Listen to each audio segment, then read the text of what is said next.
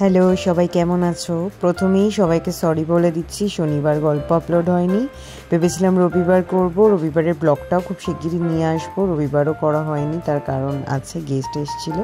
আর শনিবার হয়নি, আমার ভাইয়ের বার্থডে ছিল, তো আমি কেক বানিয়েছিলাম। দেখো আমি কেক বানানো শেখাই না, বাট আমি নিজে শিখেছিলাম প্রফেশনাল বেকিং 2018-19। তো আমি সেজন্য জাস্ট দেখালাম যে সব কেক বানাতে গেলে কিন্তু অনেকেই তোমরা বলো আমার কেকের ভিডিও দেখে টুকটাক যেগুলো দিই, খুবই অল্প দিই, যে কেন তোমাদের হয় না, অনেক সময় ভেতরে কাঁচা থেকে যায় বা পুড়ে যায়।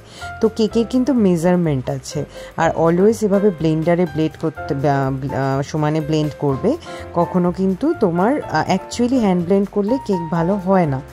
আচ্ছা, আমি তাই জন্য দেখালাম যে মেজারমেন্ট কাপ ইউজ করেই আমি করি। তোমরা ইউটিউব দেখে ট্রাই করতে পারো, কোনো অসুবিধা নেই। Are always butter paper use করবে, তাহলে ওই যে আটকে যাওয়ার যে ব্যাপারটা থাকে কেক টিনের মধ্যে কেকটা হওয়ার পর, সেটা হবে না। বাকিটা তো আমি ওটিজিতে করেছি। আর যেহেতু আমি কেক এগলেস ভেজ কেক বানাই নর্মালি, যেহেতু আমার মা ভেজিটেরিয়ান, অর্ডার এলে তখন এগ কেক বানাই, না হলে ভেজিটেরিয়ান বলে আমার মা আমরা বাটার দিই যে কেকটা বানাই। আমি আর কিছু ইনগ্রিডিয়েন্টসও বলছি না। তো দেখো, এটা একটা চকোলেট ভেজ কেক ছিল, যেটা হচ্ছে ট্রাফল কেক, মানে পুরোটাই আমি একদম চকোলেট দিয়ে বানিয়েছিলাম, ডার্ক চকোলেটে। খেতে তো সবাই ভালোই বলেছিল। আর এই যে ভাইয়ের অফিস ছিল, ওর ছুটি ছিল না, তাই কোনো রকমের অফিস যাওয়ার আগে ও 11:30 নাগাদ বেরিয়েছিল, কেক বানিয়ে কেক কাটিং করেও গেছে।